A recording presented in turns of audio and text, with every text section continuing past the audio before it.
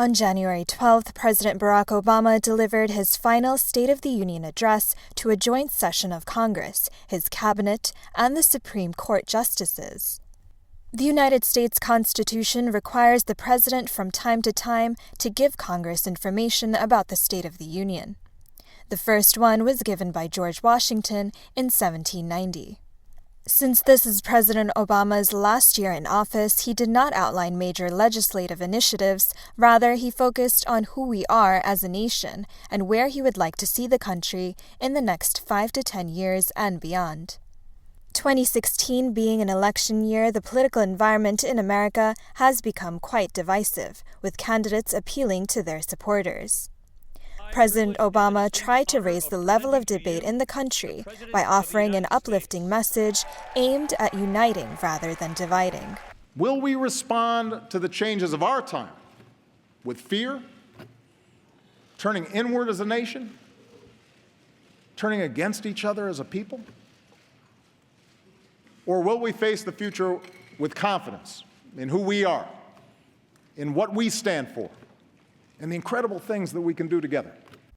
Given the recent Paris and San Bernardino attacks in November and December of last year, anti-Muslim sentiment has reached new levels.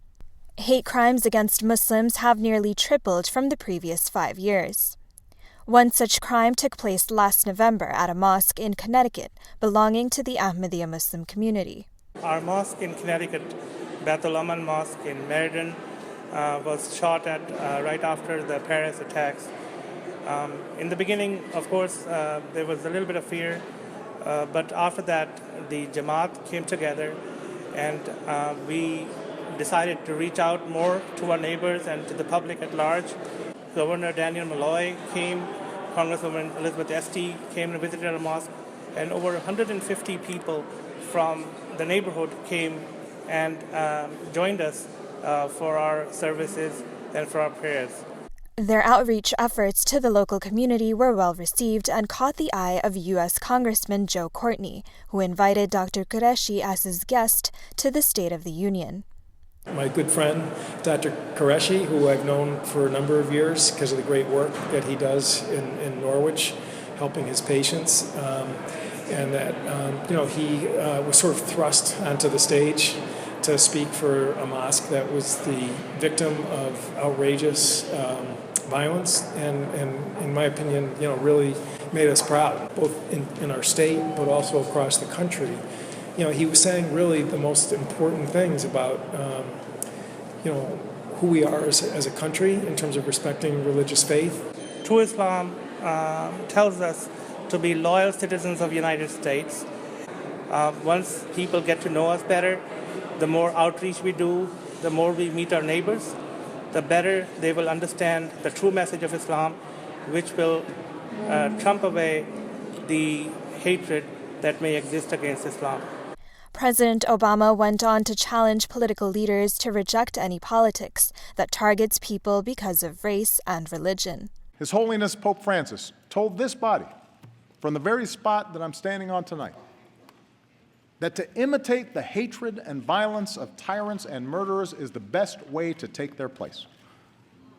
When politicians insult Muslims, whether abroad or our fellow citizens, when a mosque is vandalized or a kid is called names, that doesn't make us safer. That's not telling it like it is. It's just wrong. It diminishes us in the eyes of the world. It makes it harder to achieve our goals. It betrays who we are as a country. After having listened to the president's speech sitting inside the House Chamber Gallery, Dr. Qureshi was impressed with what he heard from the president. It was a unique opportunity to see all parts of our government present in that chamber.